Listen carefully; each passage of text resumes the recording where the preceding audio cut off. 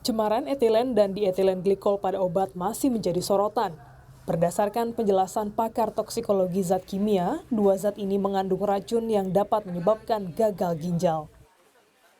Etilen glikol atau propilen glikol dan sebagainya itu sebenarnya bahan kimia kan. Tadi sudah katakan itulah bahan kimia.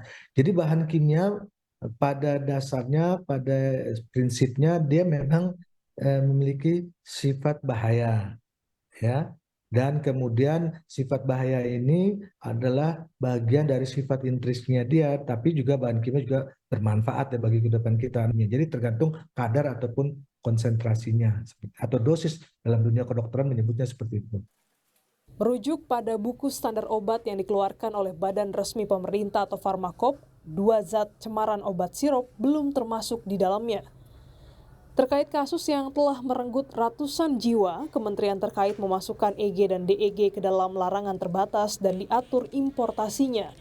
Hal ini untuk mencegah terulangnya kejadian gagal ginjal dan untuk melindungi masyarakat. Dalam penyelidikan cemaran EG dan DEG, telah ditetapkan 4 perusahaan farmasi sebagai tersangka, yakni PT Avi Pharma, CV Chemical Samudra, PT Yarindo Pharmatama, dan PT Universal Pharmaceutical Industries. Para perusahaan ini memproduksi obat dengan cemaran etilen glikol dan dietilen glikol dengan kadar di luar ambang batas aman. BPOM telah menerbitkan pedoman cara pembuatan obat yang baik untuk diterapkan di industri farmasi. Namun, pada kenyataannya, 25% dari industri farmasi belum menerapkan dengan baik. Kementerian Kesehatan menegaskan ada beberapa produsen yang tidak menerapkan CPOB yang tentunya berdampak buruk pada konsumen. Obat yang memang tidak boleh dipakai karena tadi ya tidak CPOB, yang kedua ada juga kadar yang memang di atas ambang batas. Meski beberapa perusahaan farmasi telah ditetapkan sebagai tersangka, Komunitas Konsumen Indonesia turut melayangkan gugatan kepada BPOM di Pengadilan Tata Usaha Negara karena dinilai melakukan perbuatan melawan hukum dan tidak menjalankan tugas dan fungsinya. Tahapan untuk mensomasi atau mengajukan keberatan. Dan setelah 10 hari ternyata tidak dijawab.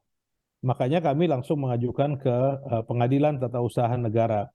Jadi bukan hanya karena kejadian yang telah terjadi, tapi gugatan ini untuk juga kejadian yang akan datang. Terkait izin edar obat, Kementerian Perindustrian menyatakan telah berkomunikasi dengan BPOM dan telah membentuk tim pengawas terkait pendataan surat izin edar dan peredaran obat-obatan di Indonesia. Kami ingin melakukan pertama inventarisasi dari perusahaan-perusahaan farmasi yang memproduksi obat-obat yang terkait dengan apa yang kita harapkan sesuai dengan izin edar yang dikeluarkan oleh Badan POM. Sebagai otoritas yang paling bertanggung jawab dalam hal ini, BPOM tidak memberikan respon ketika kami mengonfirmasi kepada mereka. BPOM bertugas sebagai pengawas, penguji, serta memberikan rekomendasi terhadap industri farmasi dan Kementerian Perdagangan mengenai post-market. Terkait hal ini, masyarakat yang dirugikan bisa mengajukan gugatan kepada produsen farmasi dan juga BPOM melalui class action. Dan juga dapat melapor ke posko aduan yang dibuat oleh YLBHI. Untuk menggugat itu adalah korban. Dan korban tentu sangat diharapkan untuk berpartisipasi aktif ya. Kami sudah membuka posko bersama dengan beberapa lembaga untuk mengajukan gugatan gitu. Itu lebih kuat tentunya memiliki legal standing menggugat BPOM. Dan pertanggungjawabannya bukan hanya perdata atau PTUN ya, Tata Usaha Negara, tapi juga pertanggungjawaban pidana. Kasus cemaran EG dan DEG obat sirup yang menyebabkan gagal ginjal pada anak harus menjadi pembelajaran. Diperlukan transparansi dan tata ulang regulasi bahan kimia, makanan, dan minuman. Glenys Oktania, Kompas TV, Jakarta.